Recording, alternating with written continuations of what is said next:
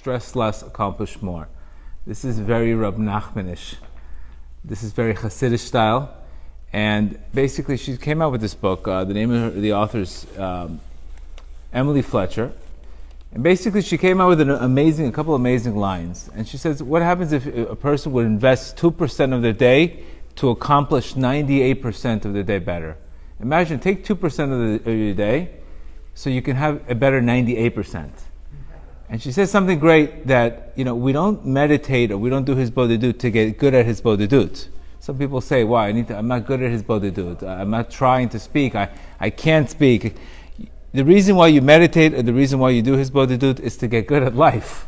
It's not to get good at meditation itself.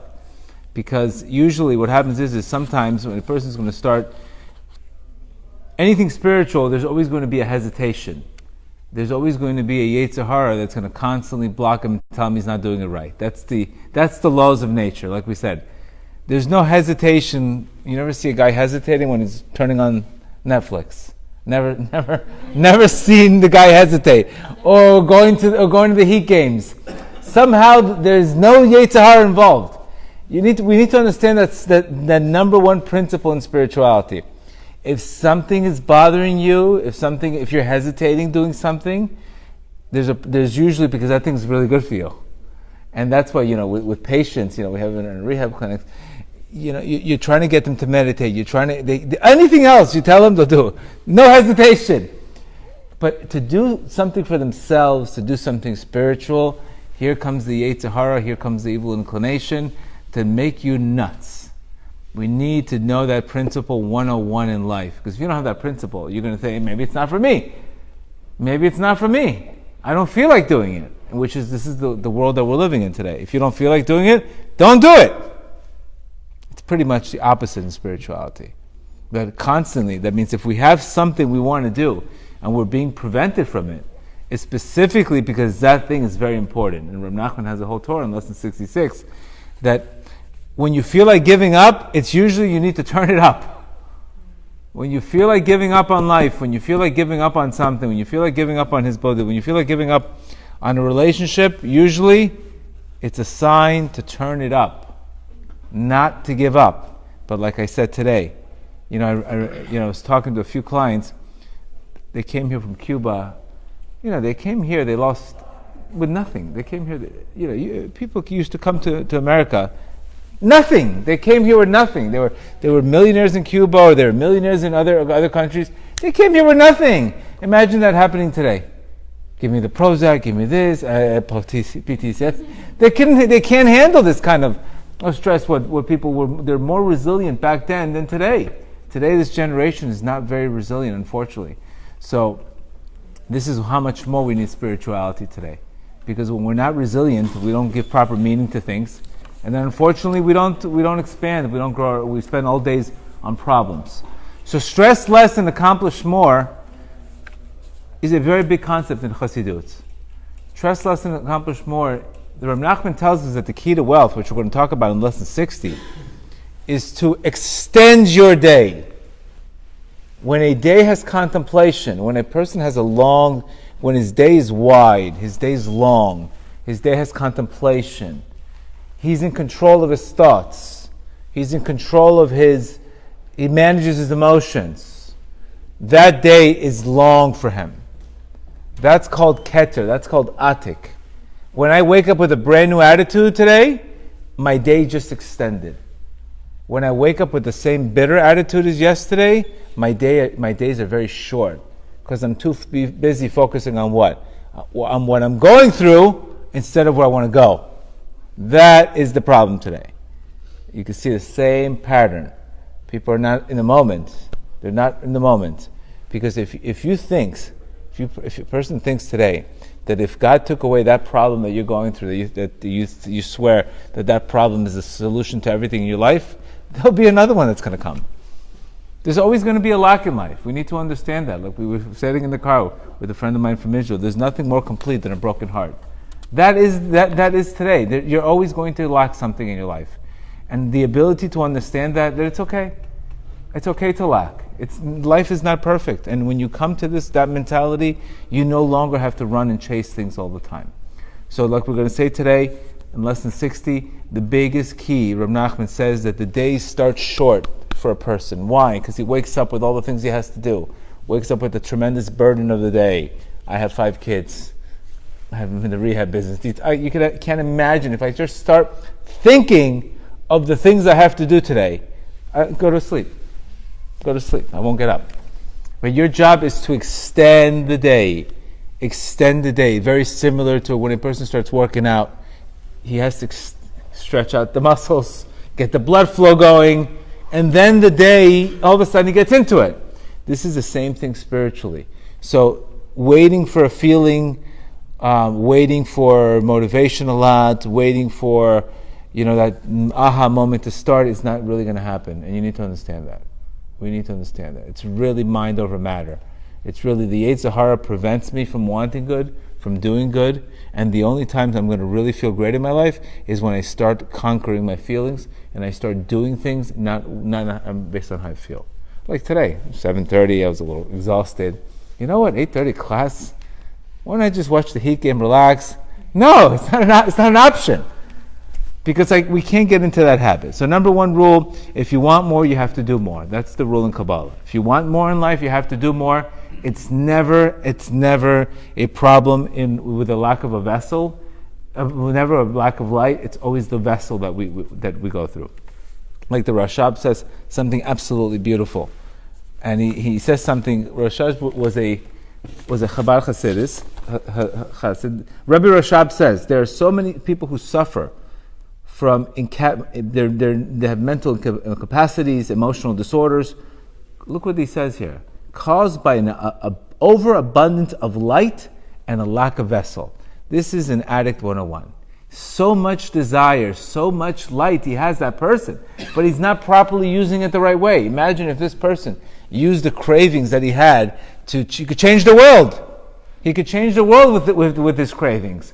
But instead he's jumping fences with his cravings and doing the impossible things in life. But imagine if he took that abundance of light and properly used it the right way. You could change the world. And he says here, this is caused by an overabundance of light and a lack of vessels. Very high souls, listen to this, that doesn't mean there's something wrong with them. That means they're very, very high souls. And they have a blessing in disguise.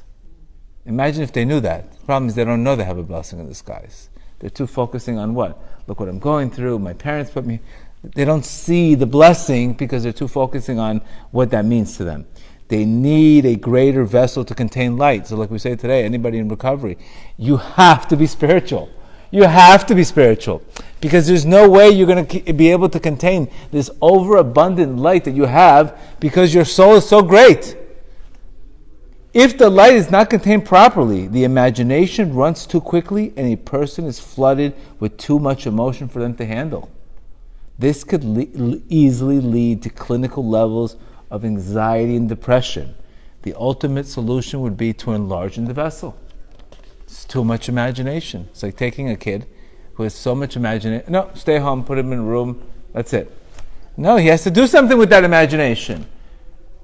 Look what it says. For example, if you had a champagne glass and a perfectly good enough cup of wine, it would be okay. But if you put that same champagne glass under a waterfall, it's going to break. It's not enough. The vessel is not enough to handle that. It's going to crack under pressure, and this is exactly what happens. They crack under pressure. There's nothing wrong with the glass. It's just that the vessel is not strong enough to handle the flow. For some instances, tranquilizers, antidepressants aim to reduce the flow of water so that the glass can handle it. But the flow is really a great blessing. Isn't that amazing? The flow is really a great blessing. It's an unbelievable it's a blessing in disguise, but you have to create the proper vessel for that flow of light that God's given you. Because not everybody wants to go and run after their cravings. Not everybody wants to have that kind of life. Not everybody has that kind of ratzon. Not everybody has that ratzon. Some people are very grounded people. They're not looking to become super spiritual. But this and I believe Rav Kook talks about it. He calls it, some of them, the souls from Tohu. It's a very, very, very high souls. And he says, God's gift to you. So live it the best way. How do you do this? You have to do it through prayer and meditation to properly channel the light. Like the same light that I had when I wanted to gamble 7 times. I had tons of light. What got me up at 2 o'clock in the morning to go gamble? You have to have some kind of light and some kind of desire to do that. But now I'm using it for spirituality. Before I used it for gambling. So it's really channeling the light, spirituality. You're able to channel that light that you have, and it's not a bad thing. It's a blessing in disguise. You don't want to shut the whole thing completely. You just want to manage it the right way. You want to manage it in spirituality. Imagine the imagination you had to go do something. Imagine if you used that imagination to hit a goal. You don't want a life of no imagination either, because what happens? You would be pretty much bored in your life. So it's really pretty much channeling that blessing that God's given you the right way. Channeling the blessing that God's given you. So again, we have to stop focusing what we're going through and where we want to go. That's one of the things, one of the common trends that I see people going through. They're too focusing on, I'm single, and they can't get out of their head. And if we can't get out of our heads, we can't accomplish more. That's the number one thing. Anxious people, they're always in their head. You could see the pattern. They're always in their head. So how could you accomplish more if you're always in your head? Got to get out of your head and enter the moment. Like I said before, exit your mind, enter the moment. And it's a pattern, by the way. We should understand it's a pattern that people do. The number one question people are asking today, what's going to be? What's going to be with me single? What's going to be? When am I going to get married? What's going to be with this Parnassa situation? What's going to be with my child that's in rehab? What's going to be? And all day long they're asking what's going to be. And what happens is you have to change that question, what's going to be. That's where you have to start acting trust. Because if you ask what's going to be too much, you're going to spiral with fear and anxiety out of control. And that's something we really, really need to work on. Another principle in spirituality, nothing will change until when you do something else daily. We're not asking you here to just sit and play defense in life. You have to play offense. Spirituality is a lot about playing offense. Creating gratitude, creating an offensive strategy, not just saying, well, I had a good day or I didn't have a good day. I made it a good day. I changed my perspective. I made it. I created that day. Because like we said, many of our teachers, I believe the Beni Shais, you're given a paintbrush in life. You're given a black canvas, a white canvas, and you're giving a paintbrush, and you have to color it whatever the world means to you at that particular time. So it's up to us based on how we make those days. Like we said, the fourth rule that we need to understand, that all spiritual things have a Yetzer Hara. If you're going down the aisle and you're dating somebody, you're about to get married, and you don't have one obstacle, there's something wrong. There's something wrong. It's like asking for a marriage with no problems. There's something wrong with that situation. Either that person's not alive, but there's something wrong. That's why the Gemara says, if you have 40 days without suffering, you were given Olam Haba already. It's something wrong. We don't want to create problems, God forbid. Right, I can't say any more Moroccan jokes, so we don't want to create problems, but without the heart beating, nothing's alive.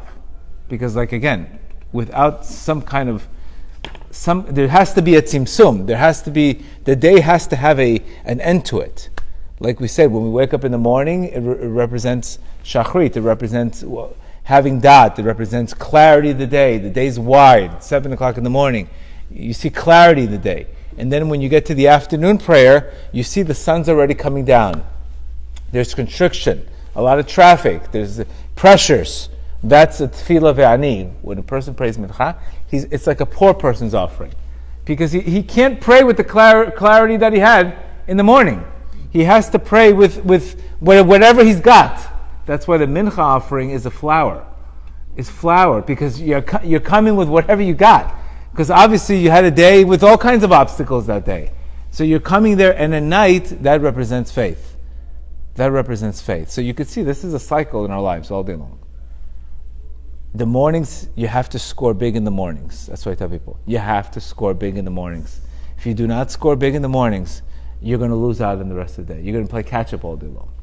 So creating, what we're going to talk about is creating the appropriate things to do in the morning, so we're able to take that appropriate stance instead of what? Investing that 2% of our day, so the 98% is better. That's the only way this changes. A person has to take part of the day, like Rabbi Nachman's saying here. He has to extend the day. It could be waking up 25 minutes earlier. Imagine how your life would change if you woke up 10 minutes earlier, you put music on, and you started manifesting on all the gratitude you have in the world. I promise you, very few people would affect you. Very few people would make you upset, because you're vibrating on such abundance of light that it would take a really hard person to make you angry. But when you wake up with a default pattern, or you wake up upset from yesterday because you never dealt with an issue, then any little thing is going to get you that day. So that's how your days become shorter. That's how the days become shorter. Like we said, fear of God extends your day. Where shortness, where fear, anxieties, what do? Rabbi Nachman's going to talk about. They shorten your day. That's the big concept here. We need to expand the day versus shortening the days, versus the days being shortened with the same attitude as yesterday, with the same thoughts as yesterday. You remember, we get 60,000 thoughts every single day, and they're usually negative from the same one. So you're recycling a lot of garbage all day long. So unless we create, and also it's not, you can't yell at the tape recorder. A tape recorder is playing something that you don't like. What are you going to do, yell at the tape recorder? The tape recorder is only playing what you've been telling the tape recorder for years. So that's what people do. They scream at the tape recorder. Why is this doing this? Why am I thinking like this? Why? Only when you press record can something happen. A new habit. Record. Yelling at the tape recorder is not going to it's not going to do anything. That means whatever happened in the past happened in the past. But our job is to make that re-record a new reality. This is one of the biggest shifts. Nothing changed in my life until I changed one habit differently. When I started His Bodedut, when I started manifesting on gratitude, when I started visualizing cheesecake parties. These things had to be created in existence. They didn't just happen on a random day. They were created through speech, through Torah, and then what happens? When you create a vessel, like they say, if you build it, they will come. If you build that vessel, the blessing will come. Same thing with singles. Stressing out of what's going to be with this whole singles market. Nobody's committing, this one's not. But if you build it through working on yourself, becoming the one, and working on yourself, and really asking God to show you, to let you have compassion, to be open-minded with people, the blessings will come. That's how it works. It's the same thing. Field of dreams. If you build it, the blessing will come. The blessing does not come if you don't build it. That's how it works in Kabbalah. Because remember, the arousal must be made below. It doesn't come from on high. The arousal has to become below. That's the way that God made the world. In the beginning of creation, He created the world, and then He made man responsible for it. That's why He made man pray for rain. He could have had rain. What was the problem with rain? Rain came down, but man had to pray for it. So it forced man to make an arousal, to make a change, to create a stimulus below, and then the reciprocal energy will come on high.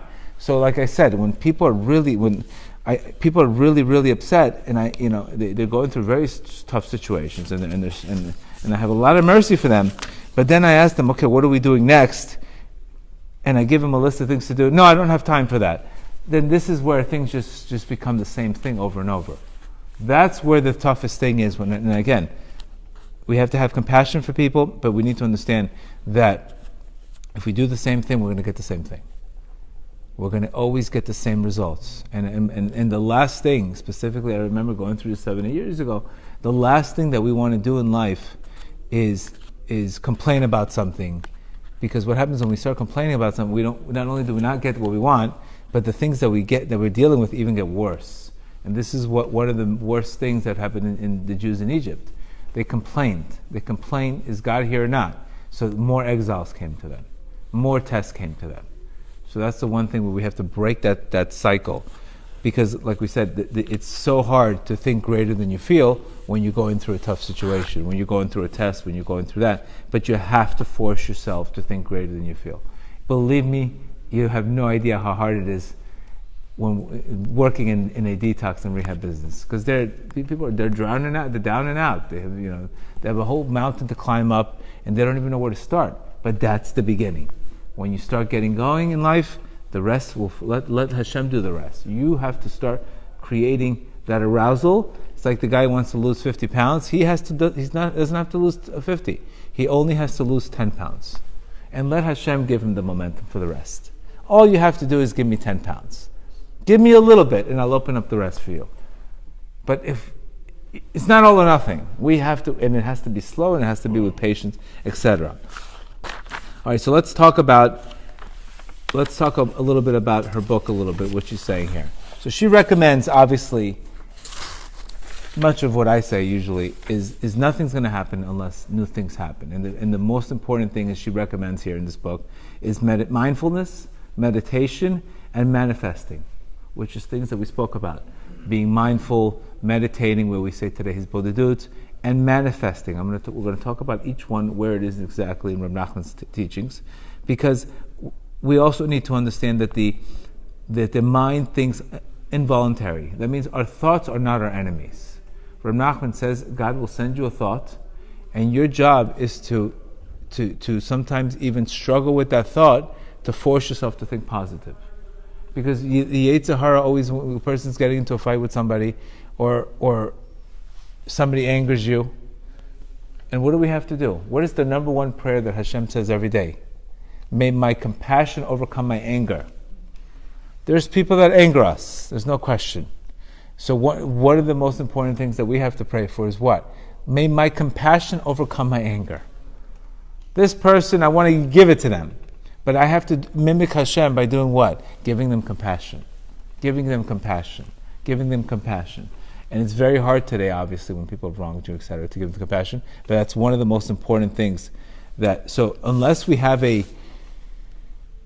mindful, which we're going to talk about, is you're not going to be able to do that, because you're going to just again, react instead of create. React instead of create. So let's talk about first lesson 60.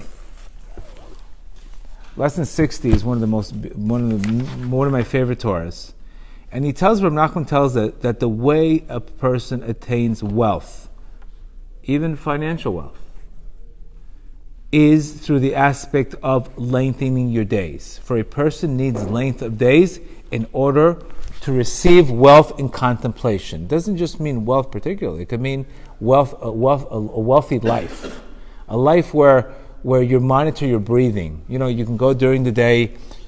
If a person's he's careful, he can even recognize his breath, because we know every single emotion affects the way you breathe. If a person's anxious, his breath is completely different. If a person is calm, his breath is completely different. Every single emotion, it's unbelievable how every single emotion, the state you're in, not only affects your pulse, which is your hands. That's how the Baal Shem Tov used to recognize if a person was sick. He would touch his pulse, and he would recognize from the flaw in the pulse what's going on with the guy's life. Same thing today with Chinese medicine. They check your pulse. No x-rays first. First the pulse, because the pulse is an indication of the state of mind that you're in at all times. I can change my pulse all the time if I change my state.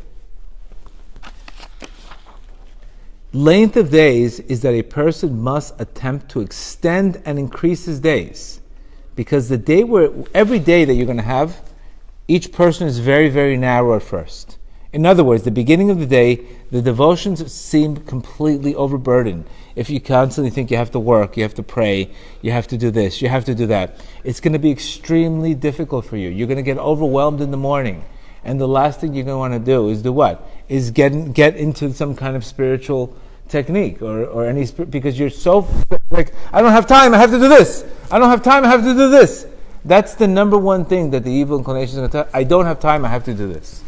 It always happens. So if you don't religiously create where I'm getting up at 5 o'clock, no matter what, it's not going to happen. Because the minute you get up, even close to that time, right away, let me go stress about something. You can't even relax. Let me go stress about this. There's no, and while you're doing it, you're not even going to be there. That's why, what is real mindfulness today? Real mindfulness is, in Hebrew, it's called kavana. When I have kavana means intention, kavana. I have concentration on what I say. What I say, it enters my heart. If I want to get a prayer answered today, my prayer is based on not how long I pray. It's not the amount of the prayer, not how long the prayer is, it's the faith behind the prayer. When I have faith behind the prayer, I'm all in. When I read a word, I'm all in. I could feel it in my heart. I could feel that prayer. It's not the amount, because you could, but there's no heart. So extending the day, when a person extends his day, and he's very serious about this. I start with music. I start the day with his bodhidut, with my talking to God. Other people start with meditation. And right away what you want to do is you have to recognize that there's certain things that you're going to go through. That if you think about these things, what are they going to do to your day? They're going to shorten your day. If I start thinking about, let's say I have money issues. If I start thinking about the bills that I have to pay, or the stress that I'm involved, right away my spirituality is cut off. Because the minute fear enters, trust leaves. An indication that you're struggling with anxiety is an indication that you're lacking trust in your Creator. The more anxiety you have, the more lack of trust the person has. Remember how important trust is, because when you have trust in God, that allows you to have what? Vision. You could see. You're going through a vision. You could see clarity. Trust will give you vision. Will let you see the whole field. Person who runs a fear, he can't see anything but the immediate moment. So, stress is very related to fear. What's going to be? What's going to be with this? What's going to be with that? The minute you start asking what's going to be, it's like the Jews asked in Egypt, is God here or not? Unfortunately, some people have gotten to this habit that if they fear that if they don't worry about it, then and it comes too easy, they can lose it because they don't think they're worthy enough to get it easy. But it works the complete opposite. Worry and anxieties, what do? They disrupt the pipeline of Shefa from above. They kill the pipeline. They destroy it. The more you worry about it, the less you get. The more it's squeezed. So you have to have this concept of calm confidence. If you don't have a ritual in the morning where you meditate on God creating the world every single day, that's why when we say Parshat Haman says the man comes down every single day, brand new. Do you think people every day wake up like it's their first day at work? No. Because they're too busy, again, they have a pattern of being anxious about being anxious. I'm anxious about anxiousness. So that does not allow you to have extension of days. So if you tell me your schedule, I could tell you pretty much the kind of day you're going to have. Because if there's no room to work on the 98%, if you don't have that 2% of your day to work on 98% of the day, then what's going to happen? You're going to get 100% stress. And so being home at night and going to sleep with sorrow and sadness is very frowned upon. Why? Number one, why? Is because the soul will never get refreshed at night. And you're going to wake up more tired than you went to go to sleep. And there goes Starbucks every single corner. You need 4 cappuccinos to get through 9 o'clock in the morning. There's a problem with that. I used to have literally 6 coffees every day. I was so burnt out. It had nothing to do with the coffee. Now I don't even drink coffee. Because I recognized it was spiritual. I was living on fear. If you live on fear, imagine living in Gaza every day. You know, you're gonna get nervous. But you're not living in Gaza. You're living in Aventura, New York. But these constant threats that we're constantly having do not allow the day to have contemplation. Why? Because Rabbi Nachman says that breathing, listen to this, breathing is the main factor that controls the way you think. When a guy gets angry, what do you tell him? Just take a breath. What do you mean take a breath? Because there's no oxygen in your head. You're thinking with the heart. And this is what the Zohar says in Lesson 60. The Zohar says that if it wasn't for the lobes of the lungs cooling off the heart would consume the body. It would consume the brain. If you don't have something cooling you off spiritually, the heart's just going to consume the heart today. So our job is to really, the first thing in the morning, we want to meditate I meditate on gratitude, I meditate on abundance, I meditate on the blessings I have with music. Because then that really takes that level a different way. I meditate on having so much light in my life that I can give it to others. That's how I'm able to have so many classes. If I was thinking about all the headaches I got to deal with, I wouldn't be able to have one class. I wouldn't have the head to do the one class. But when you meditate like that, you start feeling abundant, and then you attract abundance. You attract positivity. You attract opportunities. But the opposite is also true. The opposite is true. If you meditate on fear, and you worry about fear all day long, and you think about things, the same. I know this sounds super simple, but what do you expect to happen? You have to send the signal to the universe, to Hashem. You have to send. That's what our sages say. When you have bitachon, when you have trust, you know what comes down? Mercy. A person who trusts in God has mercy.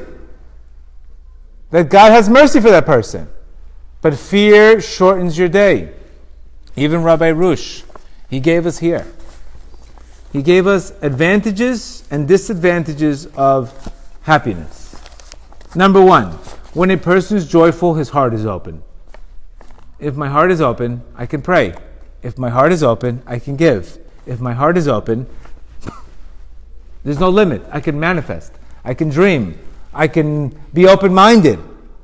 My heart is closed, can't do any of those things. When a person is joyful, kindness, salvation, and success are drawn to him. Thus, a person who attains joy will succeed in everything he does, because he will have an abundance in everything and a good income, guaranteed. You have simcha, shefa comes down. That's the way it works. Like we said before, simcha removes the gates of prayer. Tears open them. Simcha removes them. Imagine you get yourself in a good mood. You really feel gratitude, and then you start praying. You know what kind of differences in your day, how you pray? When a person is joyful, he will certainly be elevated, and he will gain prominence. When a person is joyful, he's going to attain healing in his body and soul. How many times do we say that most sicknesses are due to what? A flaw in what are the four elements? The four elements: earth, fire, water, and air. When there's a flaw, there's a dis-ease. What does a dis-ease mean? Dis-ease. There's no ease in the body. There's no harmony. Joy heals everything. Rabbi Nachman says most illnesses, God forbid, are from a lack of joy, and simcha is the healer. Why do you think in Breslev they dance so much, and they're constantly dancing, they're constantly happy? Why do you think they're doing that? Because they know life is tough. And if I don't create that simcha, if I don't create that happiness myself, I'm going to get dragged into society with all these Democrats and this and all this garbage that's going on. I'm going to get dragged into this garbage that's happening today. If I don't create that simcha myself, I'm going to watch CNN all day long. Maybe be miserable. I have to create that simcha. So Reb Nachman says, even if you have to dance. We have some clients in our facility, they just start dancing. There's a couple of Breslev clients. They have too much light, unfortunately. We have to calm them down. But they dance because when you're dancing, we know today, where does all the din go? Where does the judgment go to a person? His feet. You tell me, I can't even move. I'm exhausted. Can't even move. I don't want to get out of bed. Why? Because the din went to the feet. The feet is the judgment. So when you lift your feet, it's an indication that the judgment left you. That's an indication, what Nachman says. The judgment left you. We know, sometimes we can, if you're very happy, what do people do? They jump up in the air. What do they do when they're happy? They jump up in the air. Why? It's an indication of joy. The heart. The whole body feels it. So it's very, very important. Imagine starting a ritual every morning where you have music and you have gratitude and you have you're moving your body. You're going to come into the day completely different. You're going to come into the day completely different. When a person is joyful, his intellect and his mind are strengthened. When a person is joyful, the Holy One rest on him. It's one of the indications. If you want, it doesn't matter if you're Chabad, Breslev, this. It's very simple. Happiness equals God. Unhappiness equals God removes himself from the person, unfortunately. This is a very dangerous thing, guys, because one of the number one indication that Reb Nachman says that will bring you to lose your spirituality is lust over money. That's America 101. Having a lust over money is the number one indication that you will fall in spirituality. So if you're in a business and you're aggressive in business, you have to give charity. Because through the charity, at least you can make a rectification for that. But if you're just running, one bad deal goes through, next thing you know, you don't see this guy in a week. I never forget the guy, he started his business, and every email that he was sending and every paper he gave me, BH, saying Bezrat Hashem. I was like, listen, I know you just started your business, but calm down. Every little thing, BH, Bezrat Hashem. I said, can I have a conversation with you without saying Bezrat Hashem for 1 second? Just, can I have a conversation? Because I know the guy's he's very excited. Next thing you know, 2 weeks later, no, the guy's nowhere to be found. I said, I'm missing the Bezrat Hashem on your paper. No, you don't know what happened in business. The deal went through. You see? The deal went through, off. So did Hashem left. So you have to have the proper tzimtzum. You have to have it with that. Don't get too overly enthusiastic sometimes also, because it doesn't work also. So we have to do it in measures.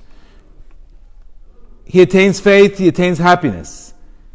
Most importantly, he attains the vessel to receive blessing. When a person's not happy, God forbid, weakness, God forbid, suffering, judgments, arguments, fears.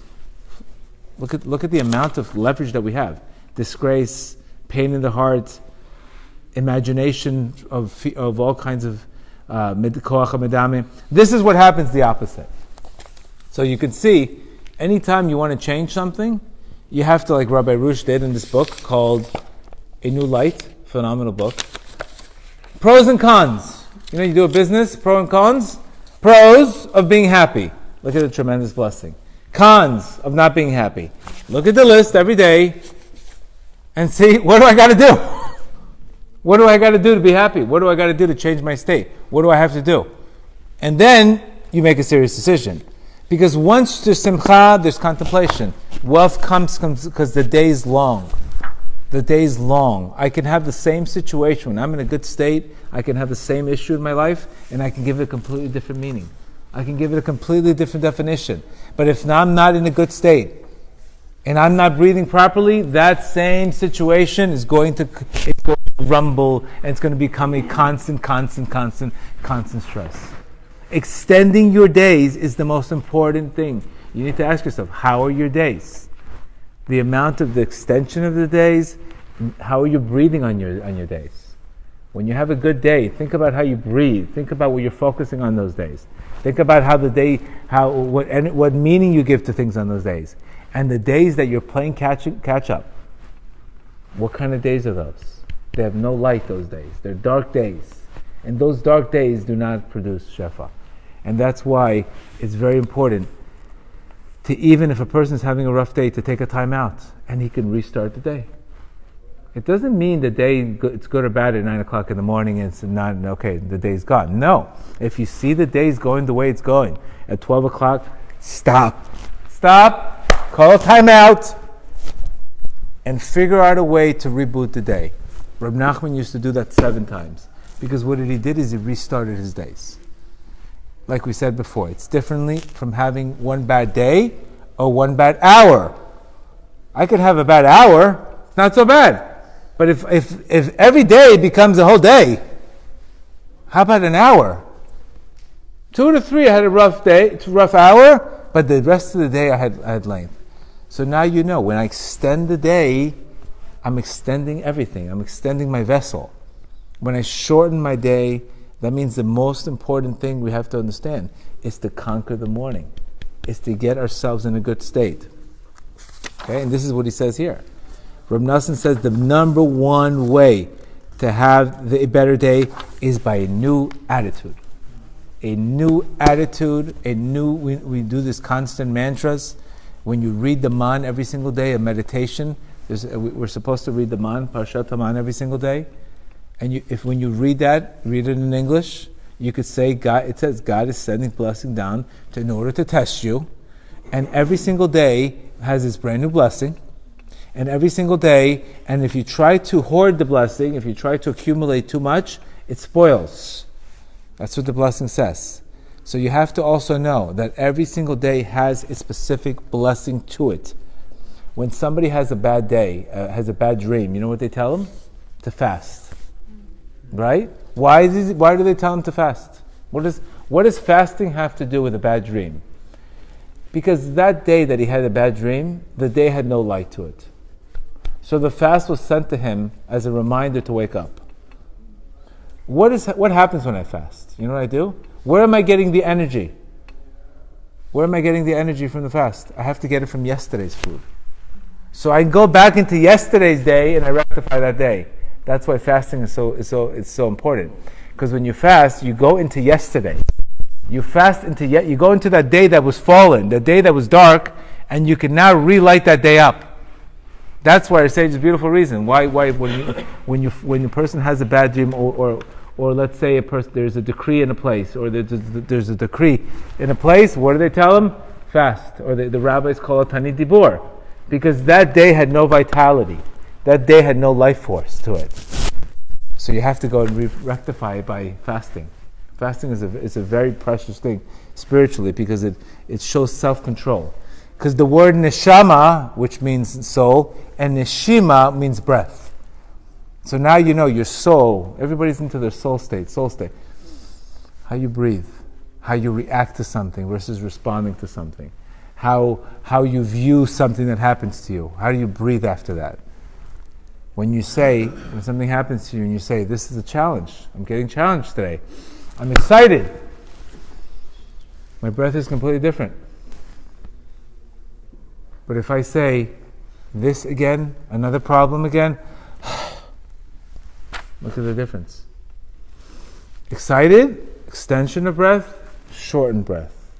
When I read this Torah, I monitor my breath constantly. Why? Because my breath is my vitality. The way I breathe is the way I think. Even to the fact that you're going to get to, how long do you think it takes you to recover from anger?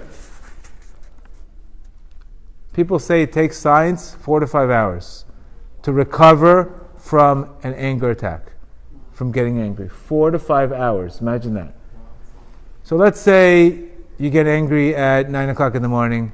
Somebody pisses you off. And all of a sudden, you're in recovery till 2 o'clock. 2 o'clock comes, you finally get your brain back. 5 o'clock, the day's over. That is shortened days. Those days are very short. How was your day, honey? Terrible. When somebody terrible, no life. That day had no light. That day had no light. And that's where you start recognizing that I have to take control. Stress less, accomplish more. Stop stressing, because most of anger is things you can't even control anyway. That's the whole problem. The whole mindset of a person getting angry and a person constantly stressing and constantly getting anxious and constantly worrying, he can't even control it anyway. That's the whole point. The whole point is he's trying to control something that's not his business to control. What is worry? Trying to control the situation. What is anger? Trying to control. That's the whole problem. The problem is you're in the wrong lane. When you have bitachon, you let go. You let go. This is what it is. Work, let go. I'm doing my thing, and I let go, and I can breathe. I can breathe. I don't have to worry about everything. I work. I let go. The illusion of you have to do hishtadlut. You have to do an effort. But if you overdo it, you can go against yourself. Just like if you overtrain, not only will you not work out properly, but you know what's going to happen? Your muscles are not going to grow. Overtrain causes cortisol. Overtraining could actually cause the opposite effect. The opposite effect. That means not only will the muscle not grow, but your muscles are not going to grow. So that's where we have to really extend our days And this is where Rav Nachman says breathing is the main factor of proper functioning of the intellect. This is because in order for the intellect to function properly, so that it attains contemplation, it needs oils in the body. The intellect is like a lamp. That's what he says here. If it's lit, the oils are drawn to it. And the oils are drawn to the burning wick. But when there's no oils in the body, because of all stress, etc., the intellect cannot be lit for contemplation. The solution could be right in front of our eyes, but you know what's the problem? It's concealed from us. It's concealed. The answer could be right in front of your eyes, but it's concealed. It's concealed. This leads to people going insane. That's what Rav Nachman says. This is what causes people to lose their mind. When they have too much stress, and you're going to speak about the amygdala shrinking today, the amygdala taking over, amygdala hijacking today, anger rages. What is this? Lack of spirituality, controlling the heart, controlling the emotions, and not allowing the intellect to function properly. This is exactly what he's saying. As it says here, all the moisture and oils of the body are maintained by breathing. The more I breathe, breathing also means when I'm learning Torah, I'm breathing. I feel calm. When I'm praying, I'm breathing. This is also a form of breathing, by the way. When you're praying and you're learning, automatically you're breathing, you're cooling down the heart, you're cooling your emotions. How many times you get out of a class, you're a different person, you think differently, you're a little bit more positive, you have a little bit more of an enthusiasm, because you develop that cooling down the heart. The whole thing is cooling down the heart. And this is specifically for men. If they don't keep the fluids in, they let them out, unfortunately, that can also cause them to go insane, by the way. That's our sexual energy. The person's sexual energy is his fluids in his body. If he lets too many fluids out, he has no brain left. No brain. No, like he says, there's no oil. So it leads to people going insane. That's what Rav Nachman's telling you. That's why they used to castrate people when they were crazy. Because there was no contemplation. How many times we speak in recovery, you have to keep your sexual energy to yourself. Because if it's going out, that's the fluid that I need you to understand what I'm talking to you about. But if there's no fluid in the body, what am I going to talk? There's nothing. There's an empty base of zeroness. What can you talk? Help! Look what's happened.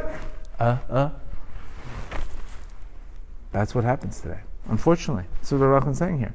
Because the lungs receive the cool air from outside. And this is the aspect of the soul of a lamp. The soul of man is a lamp of God. The existence of proper functioning of God's lamp is where your intellect, mainly from breathing. The way you breathe, the way you control your emotions, is directly correlated to your intellect. It's directly related to whether you're in the mood to do anything you want to do. How many times do people tell, too stressed to do this? I don't have the head for this. How many times? I don't have the head. Where's the head? Where's the head? If we lose bitachon, we're going to say, I don't have the head for this. Or here, let me listen to you. I don't have the head for this. Where is the head? Where's the head? If we don't know where the head is, then how are we going to fix the problem? So we continue the lap of worry and anxieties and worry and worry and worry again. And what's going to be, and what's going to be. And then this one comes home nervous. She causes the other one to become nervous. And it's a whole, then the Shalom Bayit goes off. It starts from a business problem, then it starts from a Shalom Bayit problem, and then it starts from the kids, and then the whole thing just blows up to misery. What are you doing about it? That's the key. What am I doing about it? I have to control my breath. I need a new ritual. The new ritual is when you wake up in the morning and you do his bodhiduta, when you wake up in the morning and you monitor and you start contemplating on what am I here in this world? What am I doing? What do I want? Then you could start creating opportunities. Then you could start going from creation to reaction. I'm creating the day. I can't tell you this is my key to success, because no matter what kind of day I had, I recover right away the next day.